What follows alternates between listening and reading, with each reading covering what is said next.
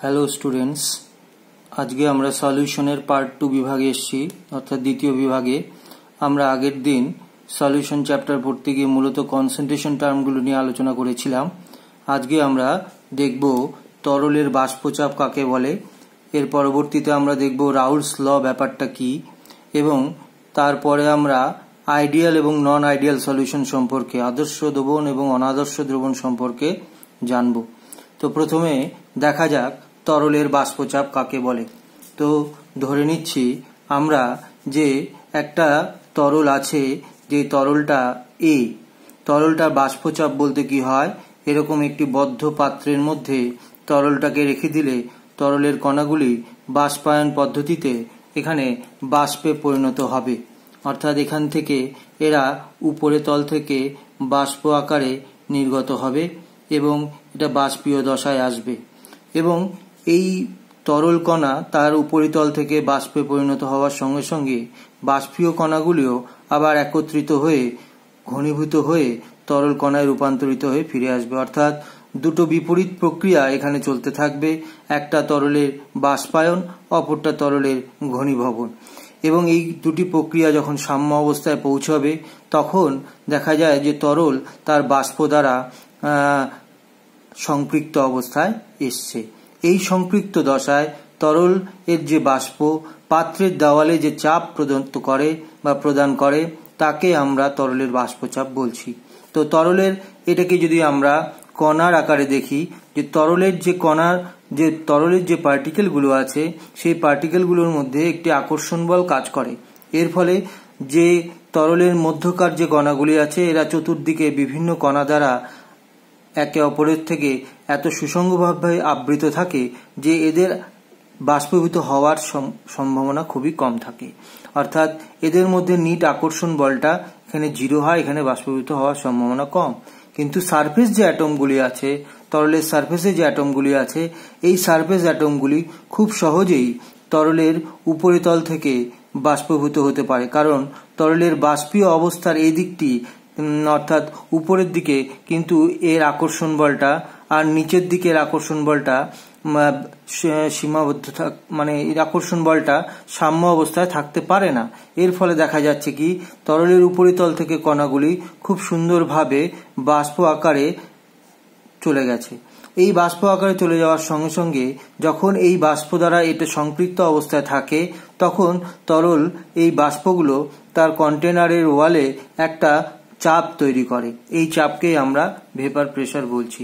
তো vapour pressure আমরা কাকে বলে বুঝলাম, যে স্থির উষ্ণতায় কোনো তরল তার বাষ্পের সঙ্গে সাম্য অবস্থায় থাকলে বাষ্প দ্বারা পাত্রের দেওয়ালে যে চাপ প্রদত্ত হয় তাকে আমরা বাষ্পচাপ বা ভেপার প্রেসার বলছি।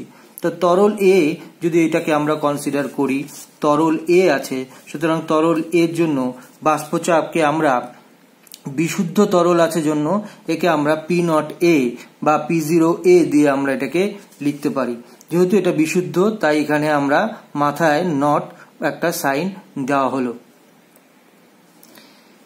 তাহলে আমরা দেখছি এই যে তরলের যে তার বদ্ধ কন্টেনারের ওয়ালের মধ্যে সাম্যাবস্থায় যে চাপটা দেয়, যাকে আমরা তরলের বাষ্পচাপ বলছি, এবং তরলটা যদি বিশুদ্ধ হয়ে থাকে তাহলে সেই তরলের বাষ্পচাপকে আমরা P0A দিয়ে চিহ্নিত করছি।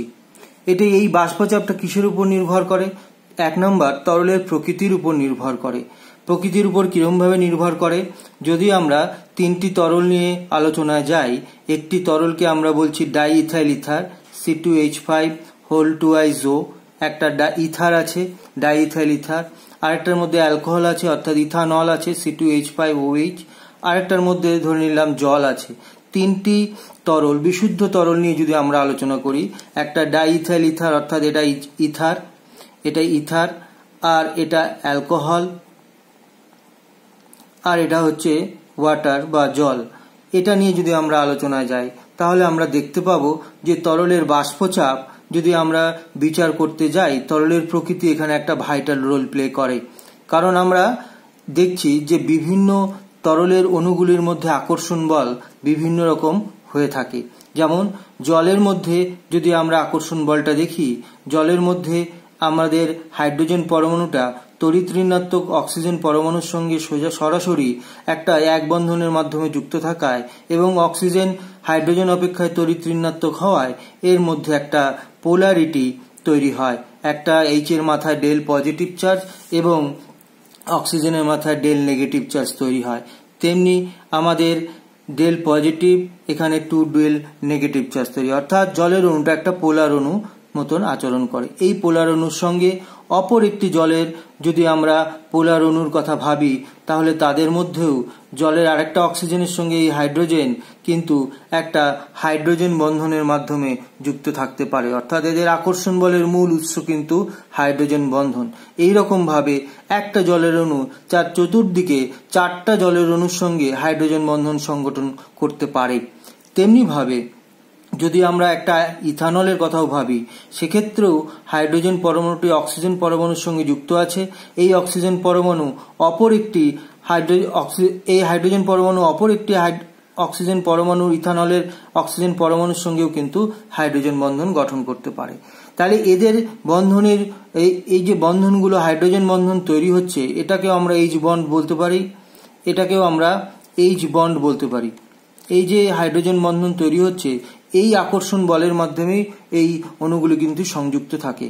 কিন্তু অ্যালকোহল থেকে জলের হাইড্রোজেন বন্ধনের সংখ্যা বেশি হওয়ায় এখানে আকর্ষণ বল জলের ক্ষেত্রে অণুর ক্ষেত্রে কিন্তু বেশি হয়, আর ইথানলের ক্ষেত্রে আকর্ষণ বল জলের থেকে অন্তত কম হয়।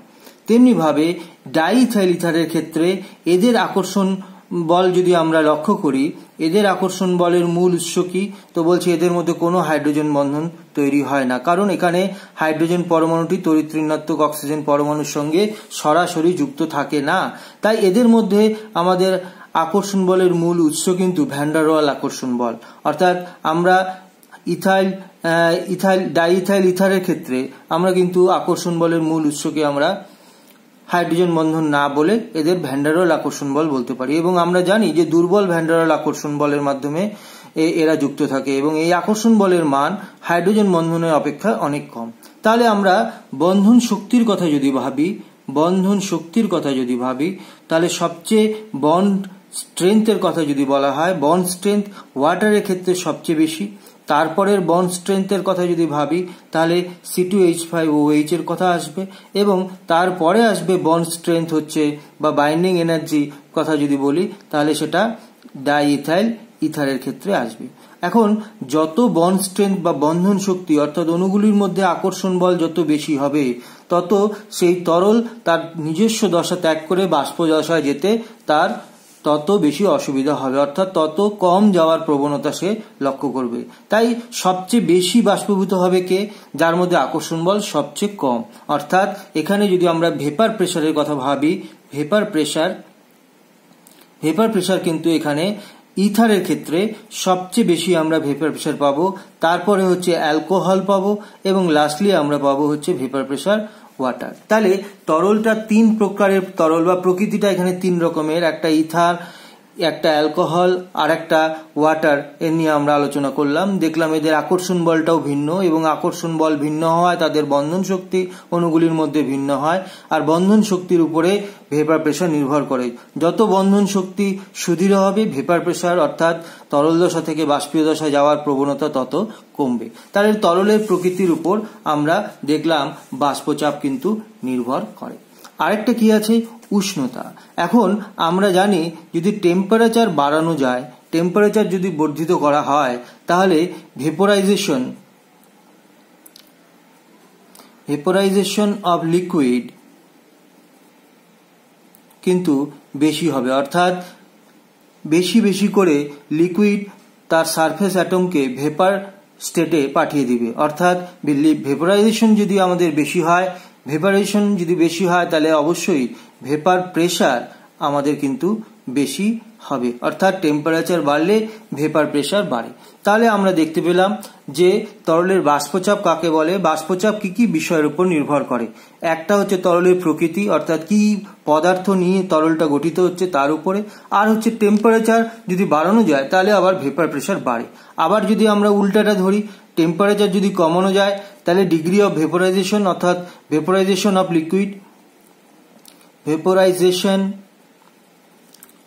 লিকুইড এটা কিন্তু কমে যাবে। ভেপারাইজেশন অফ লিকুইড যদি কমে যায় তাহলে ভেপার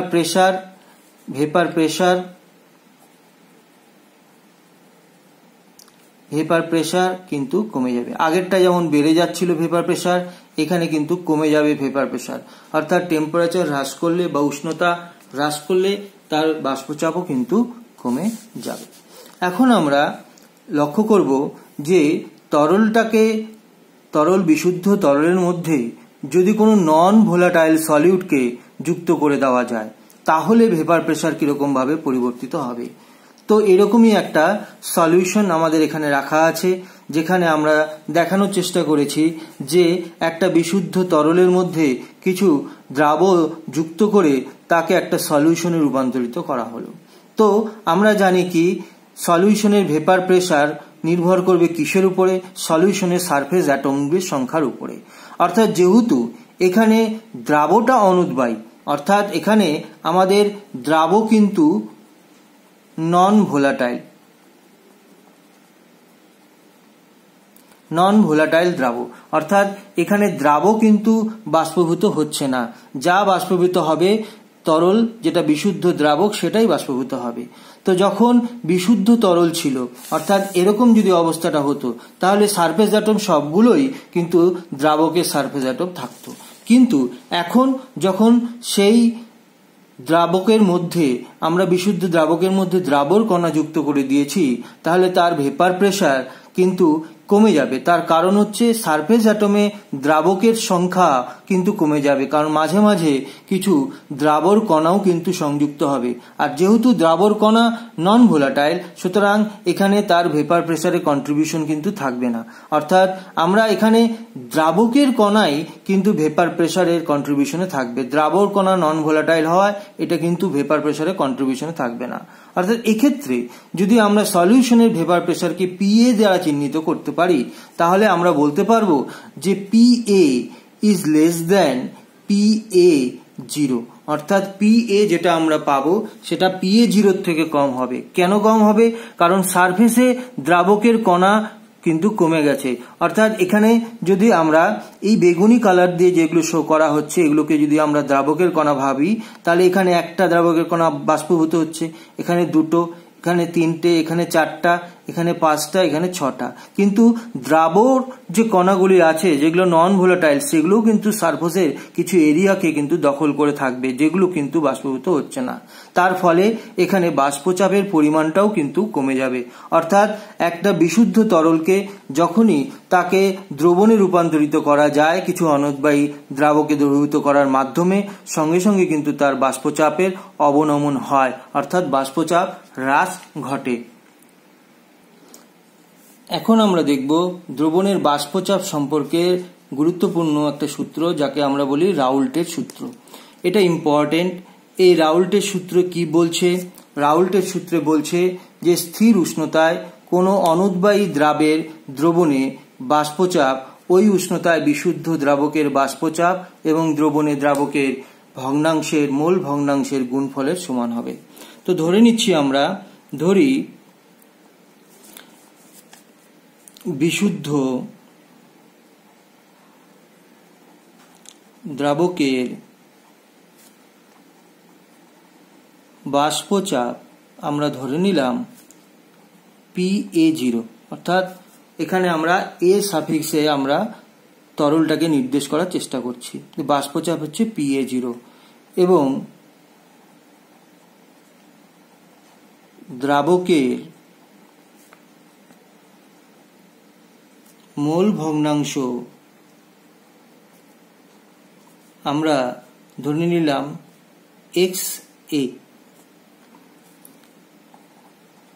এবং দ্রবণের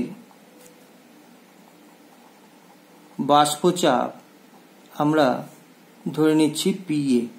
রাউল্ট কি বলছে আমাদেরকে? রাউল্ট আমাদেরকে বলছে যে এখানে PA হবে হচ্ছে PA0 ইন্টু XA। এটা আমাদেরকে রাউল্ট তার নিজের সূত্রে বলার চেষ্টা করেছে। অর্থাৎ একটা স্থির উষ্ণতায় কোনো অনুদ্বায়ী দ্রাবণে বাষ্পচাপ অর্থাৎ PA বিশুদ্ধ দ্রাবকের বাষ্পচাপ অর্থাৎ PA0 বা PA0 ইন্টু তার অর্থাৎ বিশুদ্ধ দ্রাবকেরই মোল ভগ্নাংশের সমান হবে। এখন এইটা হচ্ছে রাউলসের লয়ের ম্যাথমেটিক্যাল ফর্ম, এটা আমাদেরকে মনে রাখতে হবে। তাহলে এখান থেকে আমরা জানি কি যে এক্সে অর্থাৎ যে কোনো একটা কম্পোনেন্টের মোল ভগ্নাংশ অর্থাৎ মোল ভগ্নাংশ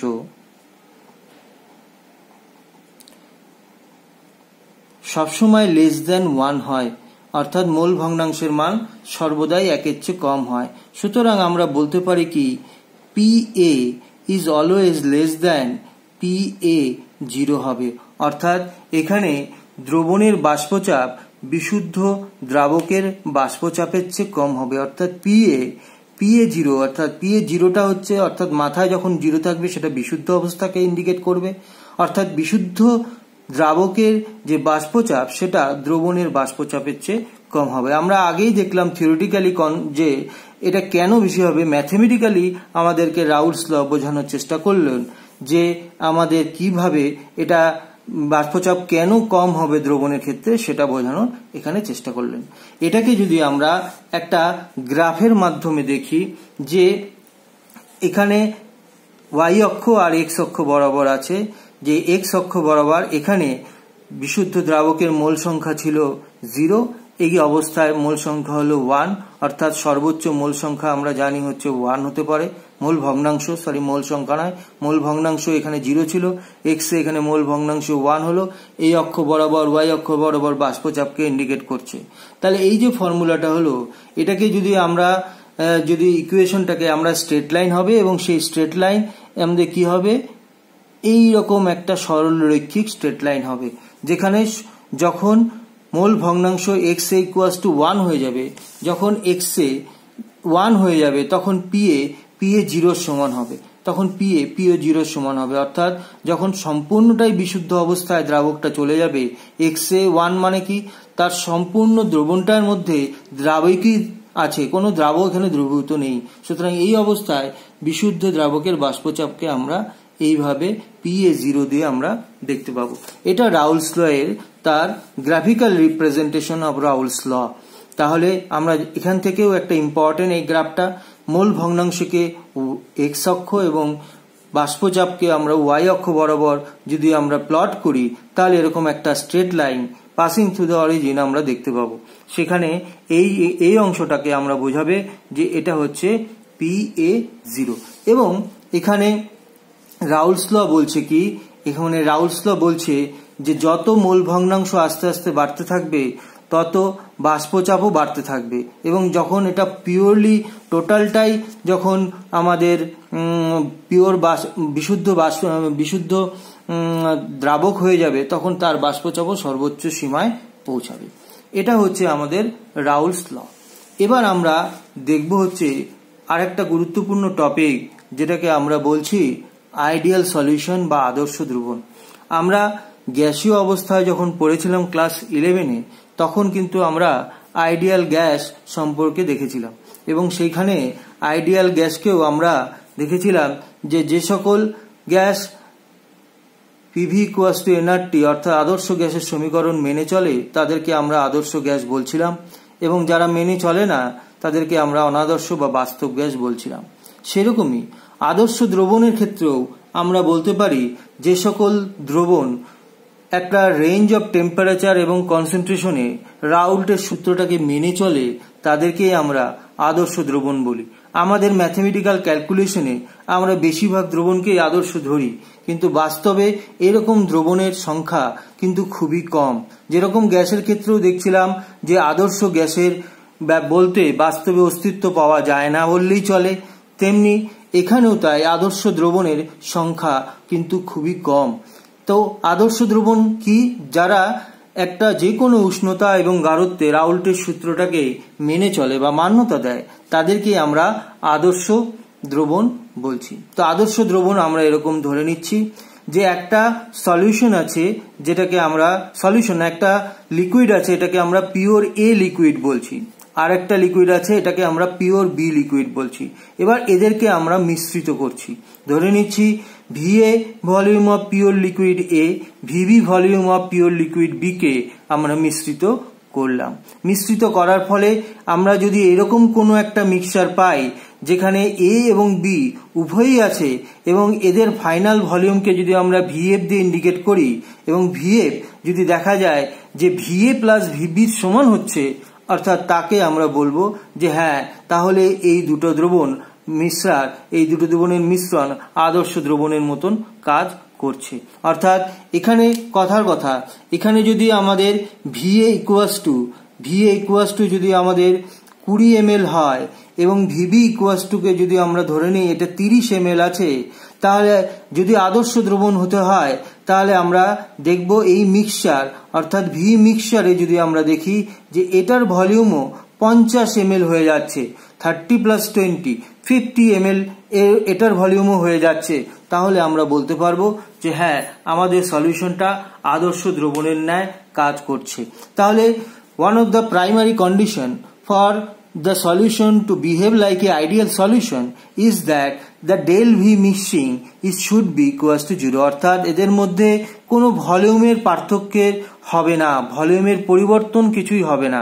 মিক্সচার তৈরি করলে কোনো আয়তনের পরিবর্তন 0 হলো, আগেও ছিল 50, মিশ্রিত করার পরেও হলো 50 ml। সুতরাং আমাদের এই কন্ডিশনটাকে মেনে চললে আমরা তাকে বলবো সেটা আদর্শ দ্রবণের ন্যায় আচরণ করছে বা আইডিয়াল সলিউশন। তাহলে আইডিয়াল সলিউশন হওয়ার জন্য মুখ্য বৈশিষ্ট্য বা ক্যারেক্টারিস্টিক্স কি লাগবে? তা আইডিয়াল সলিউশন হওয়ার জন্য প্রথমেই যে কথাটা আমরা আলোচনা করলাম যে del v mixture is equals to 0 হতে লাগবে, অর্থাৎ চেঞ্জ ইন ভলিউম ইন মিক্সচারের যে ভলিউম চেঞ্জ হবে সেটা কিন্তু 0 হতে লাগবে। এবার কারণ হচ্ছে এটা কিভাবে আমরা এটাকে ব্যাখ্যা করব? তাহলে আমরা এটাকে এইভাবে ব্যাখ্যা করতে পারি যে ধরে নিচ্ছি যে আমাদের কাছে এরকম একটা পাত্রের মধ্যে পিওর A রাখা আছে এবং উপরে সারফেস অ্যাটমগুলো A এর সারফেস অ্যাটম, এটাকে নির্দেশ করছে, এগুলো সবই A এর সারফেস অ্যাটম। একই রকম ভাবে আমাদের B একটা ভলিউম এখানে রাখা আছে, পিওর B একটা লিকুইড রাখা আছে যার সারফেস অ্যাটম B দ্বারা নির্দেশিত করা হয়েছে। তো বলছে এটাকে যখন অ্যাড করা হচ্ছে, অ্যাড করে একটা মিশ্রণ পাওয়া যাচ্ছে যেখানে AB ঠিক আছে, এখানেও সারফেসে কিন্তু AB অ্যাটম আছে। উপরেরটা প্রথমে A সব অ্যাটমগুলো A ছিল, পরেগুলো সব B সবগুলো B ছিল, এখন কিন্তু AB এরকম ভাবে অ্যাটমগুলো সজ্জিত থাকবে।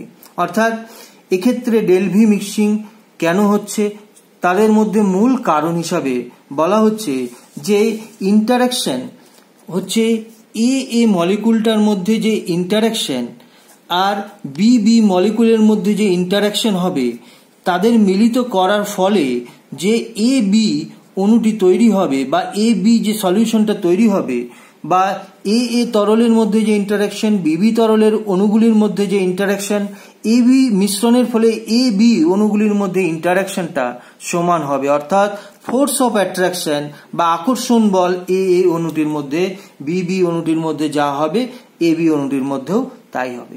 এখন এটা বুঝতে গেলে আমাদের বুঝতে হবে যে প্রথমের যে A মলিকুলটা এটাকে আমাদের বন্ডটাকে ব্রেক করতে হবে, BB মলিকুলের বন্ডটাকে ব্রেক করতে হবে, আর এখানে AB মলিকুল এখানে ফরমেশন হবে।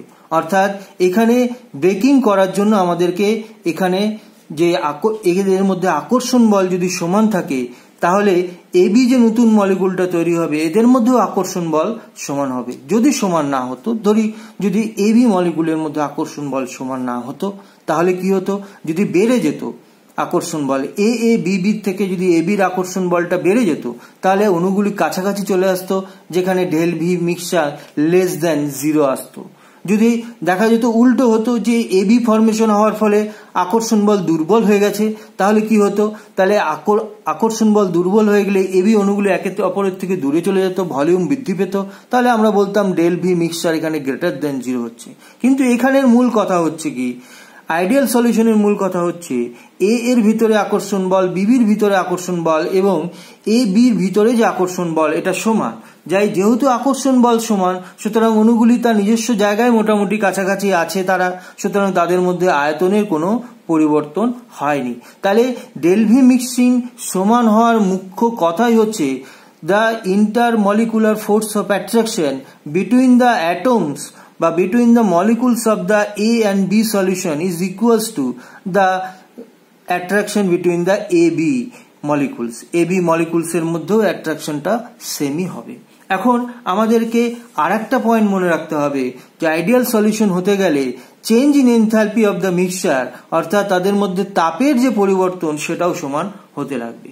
তাপের পরিবর্তন সমান হতে গেলে বুঝতে হবে যে এখানে এ বন্ধনটাকে ভাঙতে হচ্ছে, বিবি বন্ধন ভাঙতে হচ্ছে, আর ভাঙতে হলে এখানে আমাদেরকে এনার্জি সাপ্লাই করতে হয়। অর্থাৎ এই প্রসেসটা এটা কিন্তু এনার্জি দিতে লাগে, অর্থাৎ এখানে হিট লাগে বন্ধন ভাঙতে গেলে। আর এখানে এবি ফরমেশন হয়েছে, এখানে কিন্তু হিট ইভলভ হয়েছে, অর্থাৎ হিট বেরিয়ে গেছে।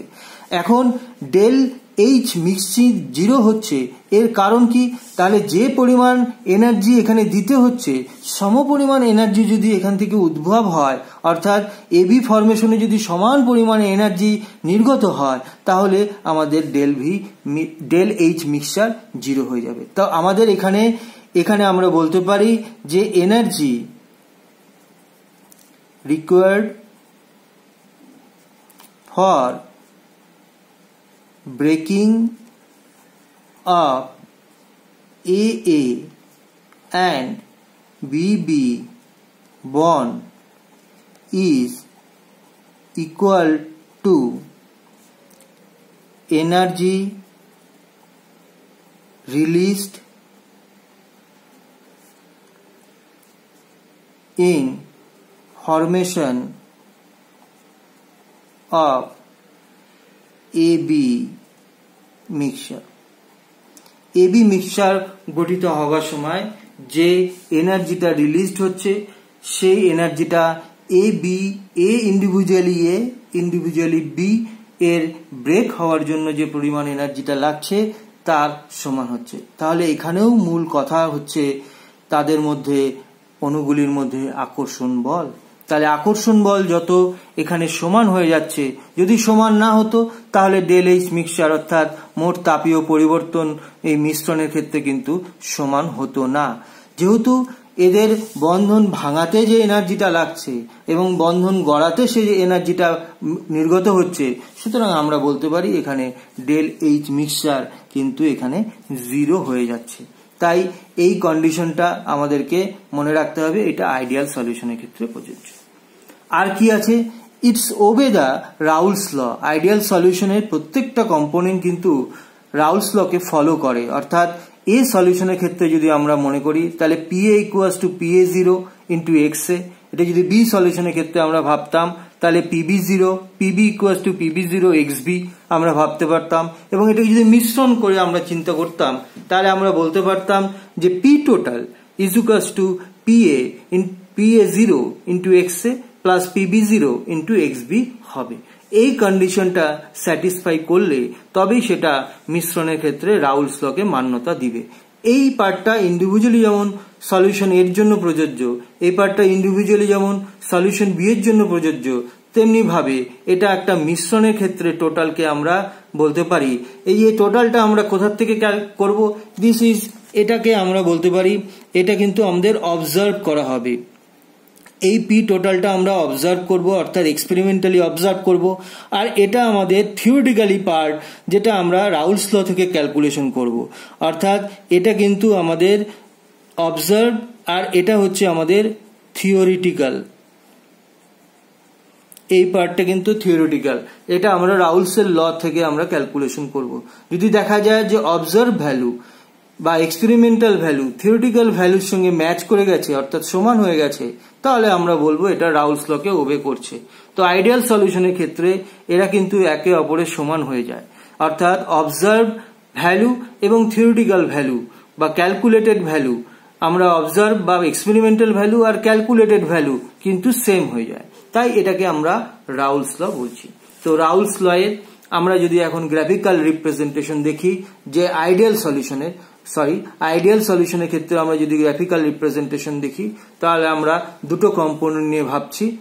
একটা আমরা এখানে লিখে নিচ্ছি যে এক্স এ 0 অর্থাৎ এক্স এর মূল ভগ্নাংশ এখানে 0, এক্স এ 1 আছে, এক্স বি এখানে 1, এক্স বি এখানে 0।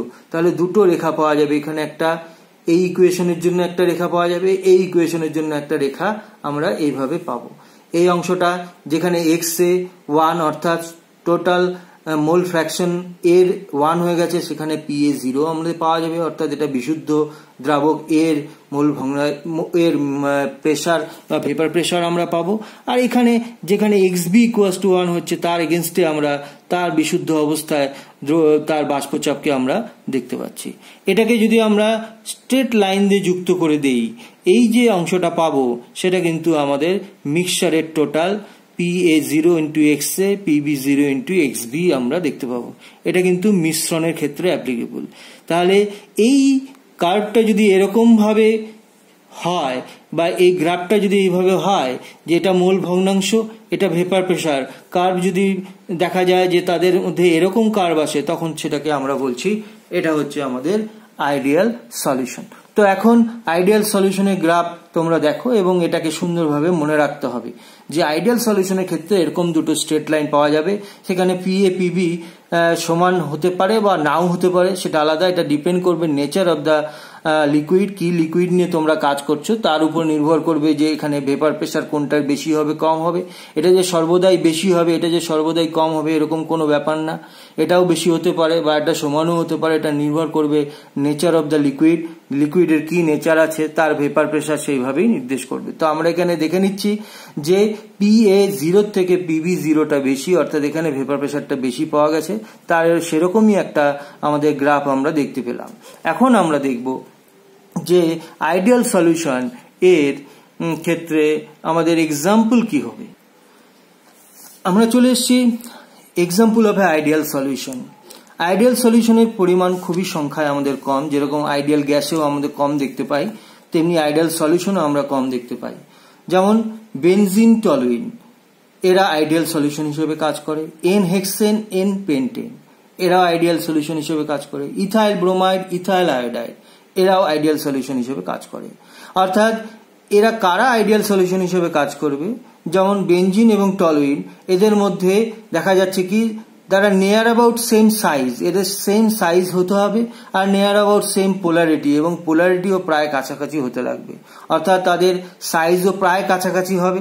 যেমন এন হেক্সেন এবং এন পেন্টেন, এর মধ্যে ডিফারেন্স CH2 গ্রুপের, অনলি CH2 গ্রুপ, এবং দুটোই নন পোলার, অর্থাৎ তাদের পোলারিটিও সেরকম কোনো পার্থক্য নেই।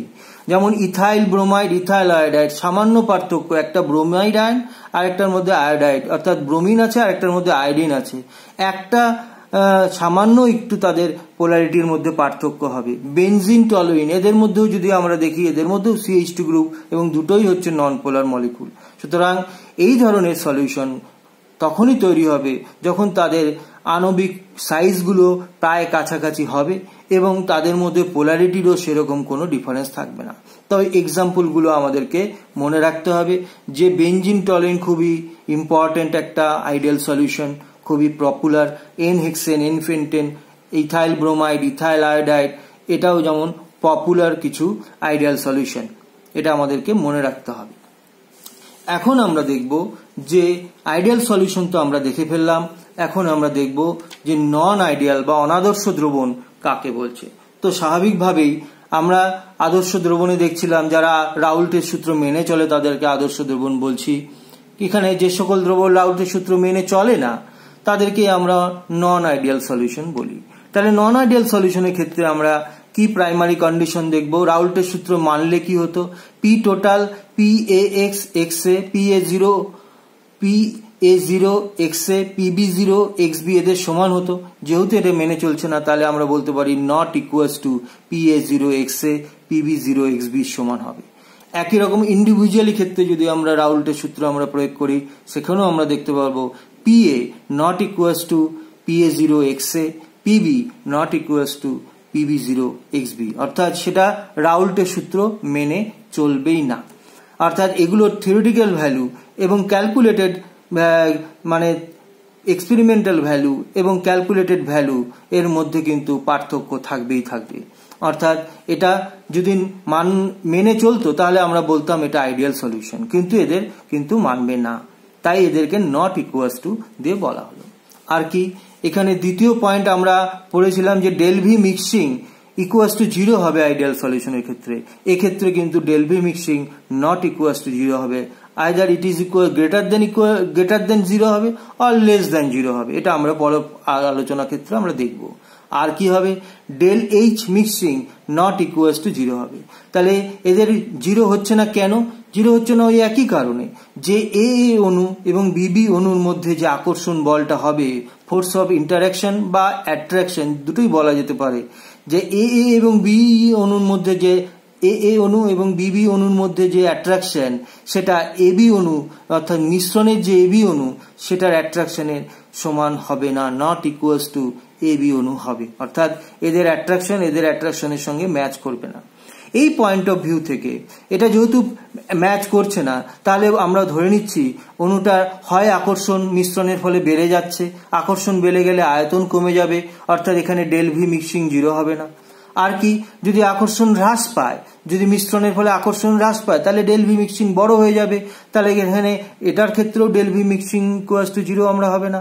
আর আকর্ষণ যদি আমাদের এখানে সমান না হয়, আকর্ষণ এবং অর্থাৎ এখানে ব্রেকিং এর জন্য যে প্রয়োজনীয় তাপ এবং উদ্ভবের জন্য যে নির্গত তাপ এটা যদি সমান না হয়, তাহলে আমরা বলতে পারি যে এ অণু এবং বিবি অণু ব্রেক করার জন্য যে প্রয়োজনীয় তাপটা এবং এ বি অণু তৈরি করার জন্য যে উদ্ভবিত যে তাপটা সেটা যেহেতু সমান না, সুতরাং আমরা বলতে পারি এক্ষেত্রে ডেল এইচ মিক্সচারও কিন্তু 0 হবে না। তো এই পয়েন্ট অফ ভিউতে আমরা নন আইডিয়াল সলিউশনকে 2 ভাগে ভাগ করতে পারি।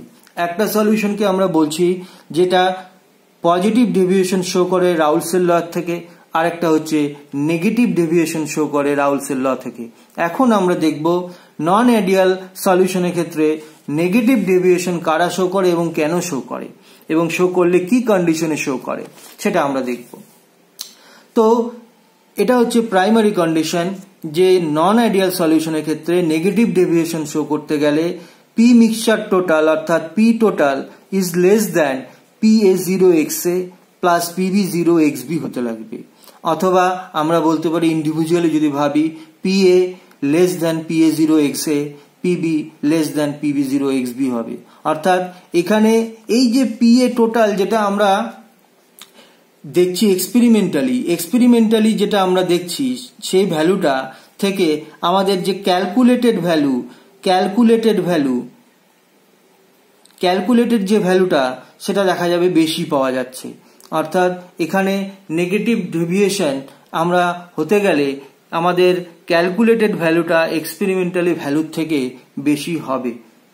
অর্থাৎ এই কন্ডিশনটাকে যদি মেনে চলে তাহলে আমরা বলবো এটা নেগেটিভ ডেভিয়েশন শো করছে। এখন আমরা দেখব নেগেটিভ ডেভিয়েশন শো করার পেছনের কারণটা কি। দিস ইজ ভেরি ইম্পর্টেন্ট, এটা তোমাকে বুঝতে হবে ভালো করে। এটার কারণ কি? তো এটার কারণ হচ্ছে, প্রথম কথাই হচ্ছে বিশুদ্ধ এ তরলের মধ্যে যে আকর্ষণ বল এবং বিবি তরলের মধ্যে যে আকর্ষণ বল, এদের মিশ্রণের ফলে যে এবি তরল তৈরি হলো মিশ্রণ, তাদের আকর্ষণ বলের কি রিলেশন? তো বলছি মিশ্রণের যে অণুগুলির মধ্যে আকর্ষণ বল বেড়ে যাবে, অর্থাৎ মিশ্রণ হওয়ার পরে তাদের উপাদান যে তরলের অণুগুলি ছিল তার থেকে মিশ্রণের যে অণুগুলি তার আকর্ষণ বলটা বেড়ে যাচ্ছে। অর্থাৎ আমরা বলতে পারি যে এ বন্ড এবং বিবি বন্ড হচ্ছে উইক বন্ড, আর এর ফলে এবি যে তৈরি হচ্ছে বন্ডটা সেটা কিন্তু স্ট্রং বন্ড তৈরি হচ্ছে। এর ফলে কি হবে?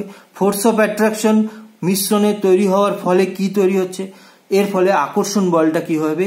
বেড়ে যাবে। আকর্ষণ মিশ্রণ হওয়ার ফলে আকর্ষণ বলটা বেড়ে গেল। আকর্ষণ বল বেড়ে গেলে কি হবে? অণুগুলি একে অপরের থেকে কাছাকাছি চলে আসার চেষ্টা করবে। অণুগুলি যখনই কাছাকাছি চলে আসার চেষ্টা করবে এদের আমরা আয়তন কম পাবো। তাই আমরা বলতে পারি এই নেগেটিভ ডেভিয়েশন শো করে যারা যে সমস্ত সলিউশনগুলি, তাদের ক্ষেত্রে আমরা del v mixture less than 0 পাই, অর্থাৎ এর মান কমে যায়। একই রকম ভাবে যেহেতু এখানে আমাদের কি দেখা যাচ্ছে, ডেলএইচ মিক্সচার এখানে লেস দেন 0 আসছে। ডেলএইচ মিক্সচার লেস দেন 0 তোমরা থার্মোডাইনামিক্সে পড়েছো। ডেলএইচ এর মান যখনই নেগেটিভ আসে তখন আমরা সেটাকে বলি এটা হচ্ছে এক্সোথার্মিক রিয়াকশন। এর মানে কি? এর মানে বোঝা খুবই সহজ। কারণ কি বলছে, এ অণু এবং বি অণু এগুলি উইক বন্ড তৈরি করছে, কিন্তু এবি অণু এটা স্ট্রং বন্ড তৈরি করছে, আমরা একটু আগে আলোচনা করলাম। তাহলে এ এবং বি বন্ডকে ভাঙতে যে পরিমাণ শক্তি দিতে হবে, এবি উৎপন্ন হওয়ার থেকে যে পরিমাণ শক্তি নির্গত হবে তার মানটা কিন্তু বেশি। ধরে নিচ্ছি আমরা যে এ অ্যান্ড বি বন্ড ভাঙার জন্য আমাদেরকে দরকার হলো, ধরে নিচ্ছি 50 কিলোজুল শক্তি আমাদেরকে দিতে হচ্ছে। কিন্তু যেই মাত্র এ বি ফরমেশন হলো এবং এটা স্ট্রং বন্ড তৈরি করলো, দেখা গেল এখান থেকে নির্গত হচ্ছে 70 কিলোজুল শক্তি নির্গত হচ্ছে। 70 কিলোজুল যেহেতু এখানে নেগেটিভ ভ্যালু, এটাকে যদি আমরা অ্যাডিশন করি তাহলে আমরা ডেল এইচ এর মান কি পাবো, নেগেটিভ পাবো।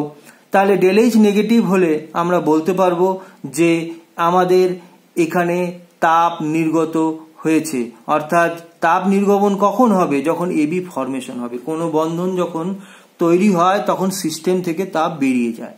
অর্থাৎ এখানে এই প্রসেসটা ক্ষেত্রে আমরা ডেল এইচ মিক্সচার কিন্তু আমাদের লেস দেন 0 আমরা পাবো। তাহলে কি কি নন আইডিয়াল সলিউশনের ক্ষেত্রে কন্ডিশন আমাদের আসলো নেগেটিভ ডেভিয়েশনে, যে P total is less than PA0 XA plus PB0 XB, এটা আমাদেরকে মেনে চলতে হবে। আর কি আসলো, আর আসলো হচ্ছে del v mixture less than 0, del h mixture less than 0, এটা আসতে হবে non ideal solution showing negative ডেভিয়েশনের ক্ষেত্রে। আমরা এখন নেগেটিভ ডেভিয়েশনের ক্ষেত্রে আমরা যদি রাউলস ল এর কার্ভটাকে লক্ষ্য করি, তাহলে আমরা এই যে ব্ল্যাক যে লাইনগুলো আমরা দেখতে পাচ্ছি সেগুলি হচ্ছে সবই রাউলস লকে মেনেই তৈরি হয়েছে। আর সবুজ কালি দিয়ে যেগুলো আমরা দেখতে পাচ্ছি সেগুলি সবই নেগেটিভ ডেভিয়েশন শো করছে।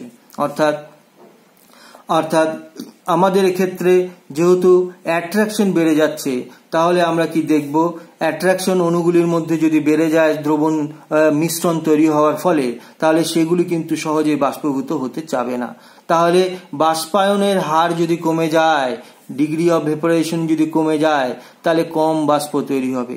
তাই কোনো একটা পার্টিকুলার পয়েন্টে নেগেটিভ ডেভিয়েশন শো করার ক্ষেত্রে আমরা কিরকম পাবো, আমরা কিন্তু এরকম একটা দেখতে পাবো যে তাদের মধ্যে এরকম একটা কার্ভ চলে গেছে, অর্থাৎ তাদের প্রেসার কিন্তু কমে আসছে, এতটুকু করে কমে আসছে, এইখানে কার্ভটাও নিচ দিয়ে চলে যাবে। অর্থাৎ এরকম একটা অবতল অংশ আমরা পাবো। এই অবতল অংশ বোঝানোর চেষ্টা করছে যে আমাদের এখানে প্রেসার যা আমরা এক্সপেক্ট করছিলাম তার থেকে আমরা কম পাচ্ছি। এটা হচ্ছে আমাদের ঋণাত্মক বিচ্যুতির হচ্ছে রাউলস ল এর ঋণাত্মক বিচ্যুতি যারা দেখায় তাদের কার্ভ। অর্থাৎ এই যে কার্ভটা আমরা আসছে, এই কার্ভটাও শো করছে যে আমাদের এখানে পি টোটাল, অর্থাৎ পি টোটাল যেটা আমরা পাচ্ছি, যেটা আমরা দেখছি, সেটা কি হচ্ছে, এক্সপেরিমেন্টালি যে কার্ভ আমরা পাচ্ছি সেটা কম পাচ্ছি, সেটার থেকে PA0 XA plus PB0 XB এটা আমরা দেখতে পাচ্ছি। অর্থাৎ এটা থিওরিটিক্যালি ক্যালকুলেশন করছি, যেটা আমাদের স্ট্রেট লাইন দিয়ে আমরা ব্যাখ্যা হচ্ছে সেটা, আর যেটা আমরা প্র্যাকটিক্যালি দেখতে পাচ্ছি পরীক্ষা করে সেটার কার্ভটা কিন্তু এই অবতল অংশে আমরা দেখতে পাচ্ছি। এটাই হচ্ছে আমাদের নেগেটিভ ডেভিয়েশন শো করে, এইটাই হচ্ছে নেগেটিভ ডেভিয়েশন শো করার কার্ভ, নন আইডিয়াল বিহেভিয়ার শো করার নেগেটিভ কার্ভ। এরকম উদাহরণ কি আছে, এক্সাম্পল, কারা নেগেটিভ ডেভিয়েশন শো করে নন আইডিয়াল সলিউশন। তার মধ্যে খুব গুরুত্বপূর্ণ এক্সাম্পল হচ্ছে এই ক্লোরোফর্ম এবং অ্যাসিটোন। এটা খুব পপুলার এবং খুবই গুরুত্বপূর্ণ। তো ক্লোরোফর্ম এবং অ্যাসিটোন কেন নেগেটিভ ডেভিয়েশন শো করে, তার কারণ কি? দেখো, ক্লোরোফর্মের অণুগুলি যখনই মিশ্রণ করা হচ্ছে অ্যাসিটোনের সঙ্গে, এদের মধ্যে ফোর্স অফ অ্যাট্রাকশন বেড়ে যাচ্ছে। এরা যখন যুক্ত ছিল এদের মধ্যে সামান্য পোলার ডাইপোলার একটা অ্যাট্রাকশন যুক্ত ছিল। অ্যাসিটোন অণুটার মধ্যে van der wall force of attraction যুক্ত ছিল।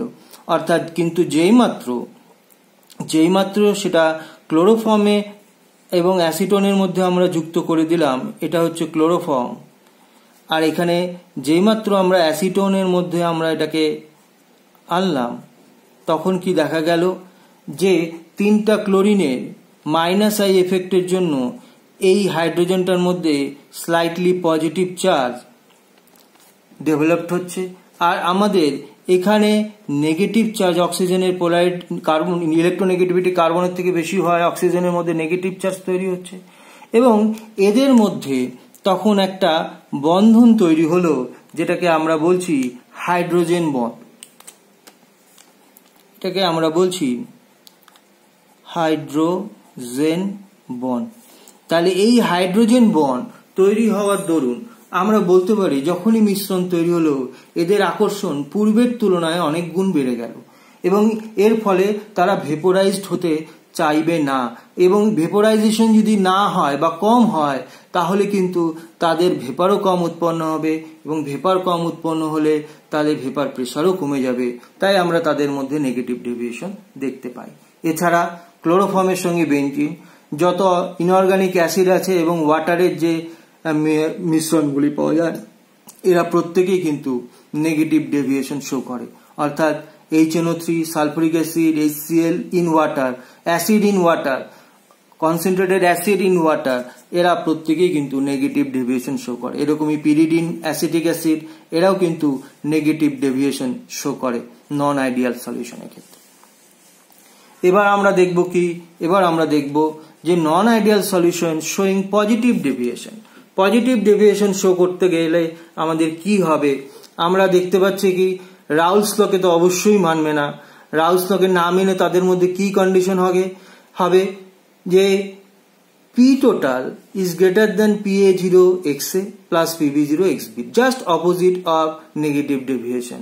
এখানে PA is greater than PA0XA, PB is greater than PB0XB হবে। অর্থাৎ এখানে যে টোটাল যে আমরা মিশ্রণের ফলে যেটা আমরা ক্যালকুলেট করব বা এক্সপেরিমেন্টালি দেখব সেই মানটা থিওরিটিক্যাল মানের থেকে, অর্থাৎ যদি রাউলস ল মেনে চলতো তাহলে তার থেকে এটা বেশি হবে ভেপার প্রেসার।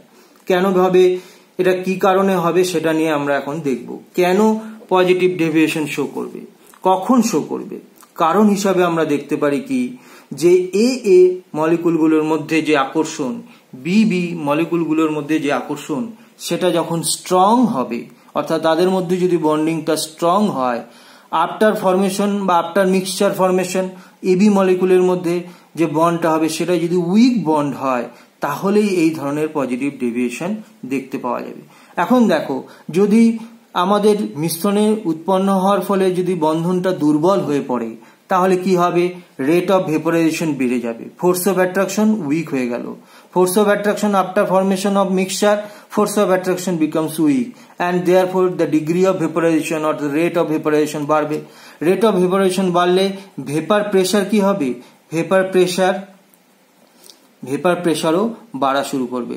তাহলে আমরা দেখব ভেপার প্রেসার বাড়লে আমাদের যে থিওরিটিক্যাল এবং প্র্যাকটিক্যাল ডাটার মধ্যে আমাদের পার্থক্য আসবে। আমরা দেখব যে প্র্যাকটিক্যাল ডাটার যে ভেপার প্রেসারটা আমরা বেশি পাচ্ছি, থিওরিটিক্যালের ভেপার প্রেসার কিন্তু আমরা কম পাচ্ছি। এবং এই ক্ষেত্রে আরেকটা কি কন্ডিশন আসবে? এই ক্ষেত্রে আমাদের কন্ডিশন আসবে ডেল ভি মিক্সচার কিন্তু আমাদের গ্রেটার দেন 0 হয়ে যাবে। কেন del v mixture greater than 0 হয়ে যাবে? কারণ এবি ফরমেশন হওয়ার ফলে বন্ড উইক হয়ে গেছে। বন্ড উইক হয়ে গেলে বন্ডগুলো অ্যাটমগুলো মলিকুলের মধ্যে থেকে একে অপরের থেকে দূরে চলে যাবে। এর ফলে কি হবে? ভলিউম বেড়ে যাবে। ভলিউম বাড়লে তার মান কিন্তু আমাদের গ্রেটার দেন 0 আসবে। আর ভলিউম যদি আমাদের বেড়ে যায় তাহলে ডিগ্রি অফ ভেপারাইজেশনও কিন্তু বাড়তে থাকবে। ডিগ্রি অফ ভেপারাইজেশন বাড়লে ভেপার প্রেসারও বাড়বে। তাহলে ডেল ভি মিক্সচার কেন হচ্ছে? কারণ ফরমেশন এই মিক্সচারটা ফরমেশন হলে তাদের মধ্যে আকর্ষণ বলটা হ্রাস পেয়ে যাবে, আকর্ষণ বল উইক হয়ে যাবে। আকর্ষণ বল উইক হয়ে গেলে ভলিউমটা কিন্তু বেড়ে যাবে। এখন আকর্ষণ বল উইক হয়ে গেলে del h mixture greater than 0 হয়ে যাবে। গ্রেটার দেন 0 মানে এন্ডোথার্মিক রিয়াকশন। এবার এন্ডোথার্মিক হবে, তার কারণ কি আমাদের এখানে বুঝতে হবে যে এ বন্ড কিন্তু স্ট্রং ছিল এবং বিবি এই বন্ড কিন্তু স্ট্রং ছিল। স্ট্রং বন্ড ভাঙতে গিয়ে আমাকে কিন্তু বেশি শক্তি দিতে হয়েছে। আবার এবি বন্ধন যখন তৈরি হলো তখন কিন্তু সেখান থেকে যে নির্গত শক্তি বেরোবে সেটা যে আগের যে প্রসেসে যে প্রয়োজনীয় শক্তি ছিল তার থেকে কম হবে। অর্থাৎ এখানে যে হিট দিচ্ছে যে শক্তিটার পরিমাণটা নির্গত শক্তির থেকে বেশি হবে। এর ফলে আমাদের এখানে যেহেতু এখানে হিটের প্রয়োজন হচ্ছে, আফটার অল সিস্টেমের নেট হিট প্রয়োজন হচ্ছে, সুতরাং আমরা বলতে পারি ডেল এইচ মিক্সচার কিন্তু আমাদের গ্রেটার দ্যান 0 হবে, প্রসেসটা এন্ডোথার্মিক হবে। এটা বুঝতে হবে। তাই এখানে লেখা হয়েছে যে hair heat absorbed for breaking of AA and BB bond is higher than the heat released during the formation of AB bond. এটা আমাদেরকে জানতে হবে। অর্থাৎ AA এবং BB বন্ড ব্রেক করার জন্য যে আমাদের হিটটা অ্যাবজর্ব হয়েছিল সেটার থেকে ইজ হায়ার, এটা হায়ার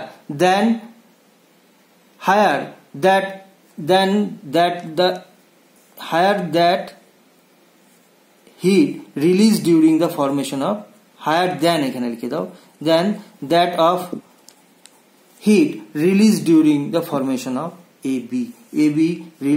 AB bond formation হওয়ার সময় যে হিটটা বেরিয়ে যাচ্ছিল তার থেকে হিট দেওয়াটা আমাদের এখানে বেশি, হিট অ্যাবজর্বটা এখানে বেশি হচ্ছে। তাই আমাদের এখানে যে গ্রাফটা আমরা দেখতে পাচ্ছি এটা পজিটিভ ডেভিয়েশনের গ্রাফ। এখানে স্ট্রেট লাইন যেগুলো দেখা যাচ্ছে সেগুলি সবই থিওরিটিক্যাল কনসেপ্ট, রাউলস ল অনুযায়ী হয়েছে। এখন প্র্যাকটিক্যালি আমরা যেটা দেখতে পাচ্ছি যে লাল কালি দিয়ে যেটা দেখানো হচ্ছে প্রত্যেকটা উত্তল অংশ, অর্থাৎ তাদের ভেপার প্রেসার কিন্তু দেখা যাচ্ছে কিন্তু বেড়ে যাচ্ছে। অর্থাৎ এখানে আমরা কি দেখতে পাচ্ছি, এই যে এখানে আমরা পি টোটাল দেখতে পাচ্ছি এবং পি টোটালটা আমরা যেটা ক্যালকুলেশন করছি, অর্থাৎ এক্সপেরিমেন্টালি আমরা যেটা দেখতে পাচ্ছি এক্সপেরিমেন্টালি সেটা কি বলছে, p not a x a plus p not b x b আমরা দেখতে পাচ্ছি। অর্থাৎ এর মানটা কিন্তু এখানে বেড়ে গেছে। বেড়ে যাওয়ার ফলে আমাদের এখানে কিন্তু কার্ভটা উত্তল হয়ে গেছে। এটা আমাদের পজিটিভ ডেভিয়েশনের কার্ভ, এটা আমাদেরকে মনে রাখতে হবে। পজিটিভ ডেভিয়েশনের এক্সাম্পল কি আছে, তো বলছে ethanol and acetone, benzene in water, ethanol in water. অর্থাৎ দেখো ইথানল যখন নিজেদের মধ্যে বন্ধন করছিল এরা কিন্তু হাইড্রোজেন বন্ধনের মাধ্যমে বন্ধযুক্ত ছিল, কিন্তু after formation of mixture ethanol এবং হাইড্রোজেন, ইথানলের এই বন্ধনগুলো কিন্তু বা হাইড্রোজেন বন্ধনগুলো কিন্তু ভেঙে যাচ্ছে, কারণ অ্যাসিটোনের অণু ওখানে ঢুকে গেছে। সুতরাং এখানে বন্ধন কিন্তু দুর্বল হয়ে পড়ছে, এর ফলে আমাদের পজিটিভ ডেভিয়েশন দেখতে পাচ্ছি। একই রকম ভাবে আর একটা গুরুত্বপূর্ণ এক্সাম্পল হচ্ছে বেনজিন ওয়াটার। ওয়াটার মলিকুলগুলো হাইড্রোজেন বন্ধনের মাধ্যমে যুক্ত ছিল, কিন্তু যেই মাত্র এটা ফরমেশন হলো মিক্সচার, সঙ্গে সঙ্গে তাদের অণুগুলির মধ্যে বেনজিনের অণু ঢুকে গেল। বেনজিন অণু ঢুকে যাওয়ার ফলে কি হলো, তাদের মধ্যে আমাদের বন্ধন দুর্বল হয়ে গেল। একই রকম ইথানল এবং ওয়াটার মলিকুল এরাও কিন্তু পজিটিভ ডেভিয়েশন শো করে। তাহলে আমাদের এখানে পজিটিভ ডেভিয়েশন শো করার জন্য যে আমাদের মুখ্য কার্ভটা সেটা কিন্তু উত্তল হচ্ছে, এটা আমাদেরকে মনে রাখতে হবে। কেন উত্তল হচ্ছে, কারণ একটা পার্টিকুলার মোল ফ্র্যাকশনের ক্ষেত্রে কিন্তু আমাদের ভেপার প্রেসার আমরা কিন্তু বেশি পাচ্ছি, যেটা আমাদের এক্সপেক্টেড ছিল তার থেকেও আমরা বেশি পাচ্ছি। এটা কারণেই আমাদের ভেপার প্রেসার বেশি হচ্ছে। তার কারণ কি, তার কারণ ওই একটাই যে এদের মধ্যে যে আকর্ষণ বলটা যেটা মিক্সচার তৈরি হওয়া হলো তখন এবি মিক্সচারের আকর্ষণ বলটা কিন্তু কমে যাচ্ছে। আকর্ষণ বল কমে যাওয়ার ফলে এখানে বেশি বেশি করে ভেপার তৈরি হবে এবং ভেপার বেশি করে তৈরি হলে আমাদের ভেপার প্রেসারও আমরা বেশি পাব। এখন আরেকটা ইন্টারেস্টিং টপিক নিয়ে আমাদের আলোচনায় যেতে হবে, সেটাকে আমরা বলছি azeotropic mixture. What is azeotropic mixture? Azeotrope কাকে বলে? অ্যাজিওট্রপিক মিক্সচার বলছে it is a mixture which does not separate by the simple distillation method. অর্থাৎ সাধারণ যে পাতন পদ্ধতি, সেই পদ্ধতিতে যে মিক্সচারগুলোকে সেপারেট করা যায় না তাদেরকে আমরা অ্যাজিওট্রপিক মিক্সচার বলছি। এদেরকে অনেক সময় কনস্ট্যান্ট বয়েলিং মিক্সচারও বলা হয়, অর্থাৎ স্থির স্ফুটনাঙ্কের দ্রবণ বা স্থির স্ফুটনাঙ্কের মিশ্রণও আমরা বলে থাকি। অর্থাৎ অ্যাজিওট্রপিক মিক্সচার তাদেরকেই আমরা বলবো যে সমস্ত মিশ্রণগুলি আমাদের সিম্পল ডিস্টিলেশন প্রসেসে আমরা তাদেরকে পৃথক করতে পারি না। যেরকম আমরা ধরে নিচ্ছি যে একটা সলিউশন ছিল এ, যার একটা নিজস্ব বয়েলিং টেম্পারেচার ছিল TB1, আর একটা সলিউশন ছিল বা আর একটা লিকুইড ছিল বি লিকুইড, তার বয়েলিং টেম্পারেচার ছিল TB2, একটা TB1 আর একটা TB2। এবার এই দুটো মিশ্রণকে আমরা মিক্সচার করে দিলাম। এই যে মিক্সচারটা পেলাম, এই মিক্সচার আমরা একটা নতুন বয়েলিং টেম্পারেচার পেলাম, যেটাকে আমরা বলছি TB ড্যাশ। এই TB ড্যাশ এই TB1 বা TB2 এর সমান নয়, অর্থাৎ এখানে কিন্তু একটা নতুন স্থির স্ফুটনাঙ্ক আমরা পেয়ে গেলাম।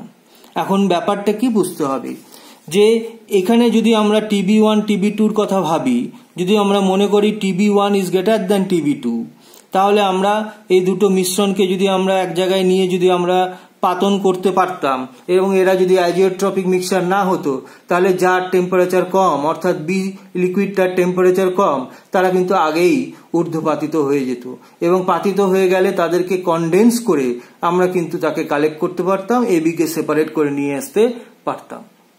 কিন্তু এখানে যেহেতু এরা অ্যাজিওট্রপিক মিক্সচার তৈরি করছে, তাই আমরা বলতে পারি এদেরকে যেই মাত্র মিশ্রিত করা হবে এদের একটা কনস্ট্যান্ট টেম্পারেচার আমরা পেয়ে যাব।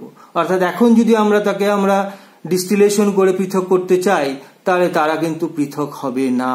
অর্থাৎ এই ধরনের দ্রবণকে আমরা অ্যাজিওট্রপিক মিক্সচার বলছি। তা আমাদের পাঠ্য বিষয়ে এটা কি আলোচনা আছে? তো বলছে নন আইডিয়াল সলিউশনের ক্ষেত্রে যারা পজিটিভ ডেভিয়েশন এবং যারা নেগেটিভ ডেভিয়েশন শো করে, তাদের মধ্যে অ্যাজিওট্রপিক মিক্সচারের ক্ষেত্রে আমাদের যারা শুধুমাত্র পজিটিভ ডেভিয়েশন শো করে, অর্থাৎ যাদের আমরা নির্দিষ্ট মোল ভগ্নাংশে ভেপার প্রেসার এক্সপেরিমেন্টালি বেশি পাই, যাদের ভেপার প্রেসার সাধারণত বেশি হয় তার থিওরিটিক্যাল প্রেসারের থেকে, তাদের ক্ষেত্রে আমাদের মিনিমাম বয়েলিং অ্যাজিওট্রপ বা মিনিমাম বা সর্বনিম্ন স্ফুটনাঙ্কের অ্যাজিওট্রপ আমরা পাওয়া যায়। অর্থাৎ যাদের ভেপার প্রেসার বেশি তাদের বয়েলিং পয়েন্ট কম, উল্টো। আর যাদের নেগেটিভ ডেভিয়েশন শো করে, অর্থাৎ যাদের ভেপার প্রেসার কমে যায়, আমরা একটু আগেই আলোচনায় দেখলাম যে এদের ভেপার প্রেসার কমে গেছে, তাদের ক্ষেত্রে কিন্তু আমরা বলতে পারি যে এদের ক্ষেত্রে সর্বোচ্চ স্ফুটনাঙ্কের অ্যাজিওট্রপ দেখতে পাওয়া যায়। অর্থাৎ এদের অ্যাজিওট্রপিক মিক্সচার এর ক্ষেত্রে তাদের বয়েলিং টেম্পারেচার বেশি আমাদের অ্যাজিওট্রপ দেখতে পাওয়া যায়। তাহলে এখান থেকে এটুকু আমাদের ধারণা হলো যে ভেপার প্রেসার বাড়লে অ্যাজিওট্রপ মিক্সচার এর স্ফুটনাঙ্ক কমবে, ভেপার প্রেসার বাড়লে স্ফুটনাঙ্ক কমবে, ভেপার প্রেসার কমলে স্ফুটনাঙ্ক বাড়বে। তাহলে পজিটিভ ডেভিয়েশন যারা শো করে, যে সমস্ত লিকুইডগুলি আছে, যারা এরকম কে আছে, যেমন পজিটিভ ডেভিয়েশন শো করে ইথানল এবং অ্যাসিটোন, যেরকম বেনজিন এবং জল বা ওয়াটার, এরা পজিটিভ ডেভিয়েশন শো করে। তাদের ক্ষেত্রে কিরকম অ্যাজিওট্রপ দেখতে পাওয়া যাবে? যেহেতু পজিটিভ, তাই এখানে আমাদের সর্বনিম্ন স্ফুটনাঙ্কের অ্যাজিওট্রপ আমরা দেখতে পাবো। ঠিক আছে। আর নেগেটিভ ডেভিয়েশন শো করে এরকম কি আছে, যেমন দেখলাম ক্লোরোফর্ম অ্যাসিটোন বা সালফুরিক অ্যাসিড ওয়াটার, যেমন নাইট্রিক অ্যাসিড ওয়াটার, যেমন ক্লোরোফর্ম বেনজিন। এই ধরনের যারা মিশ্রণ, যারা নেগেটিভ ডেভিয়েশন শো করে, তাদের ক্ষেত্রে যে অ্যাজিওট্রপ মিক্সচারটা আমরা পাবো সেটা কিন্তু স্ফুটনাঙ্কটা কম হবে, অর্থাৎ মিনিমাম বয়েলিং অ্যাজিওট্রপ আমরা দেখতে পাবো, মিনিমাম বয়েলিং অ্যাজিওট্রপ। তাহলে এখান থেকে আমরা এটা বুঝলাম যে অ্যাজিওট্রপ মিক্সচার কাকে বলে, যারা কনস্ট্যান্ট বয়েলিং মিক্সচার, অর্থাৎ যাদেরকে সিম্পল ভাবে ডিস্টিলেশন করে পৃথক করা যায় না। পজিটিভ ডেভিয়েশনে মিনিমাম অ্যাজিওট্রপ পাওয়া যায়, আর নেগেটিভ ডেভিয়েশনে ম্যাক্সিমাম অ্যাজিওট্রপ, ম্যাক্সিমাম বয়েলিং অ্যাজিওট্রপ আমরা পাই।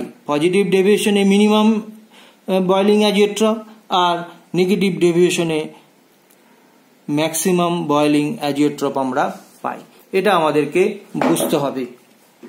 তাহলে আজকের যে আলোচ্য বিষয়টা হলো, সেটার মধ্যে আমরা এখানে নোবেল আইডিয়াল গ্যাস, নন আইডিয়াল গ্যাস, তার মধ্যে পজিটিভ নেগেটিভ ডেভিয়েশনও আমরা দেখলাম।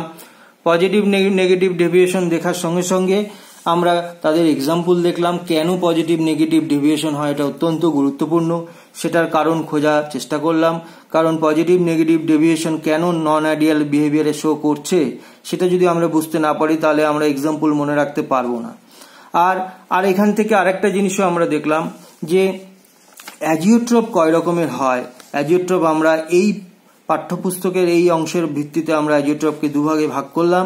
একটাকে আমরা বলছি ম্যাক্সিমাম বয়েলিং অ্যাজিওট্রপ, আর একটাকে আমরা বলছি মিনিমাম বয়েলিং অ্যাজিওট্রপ।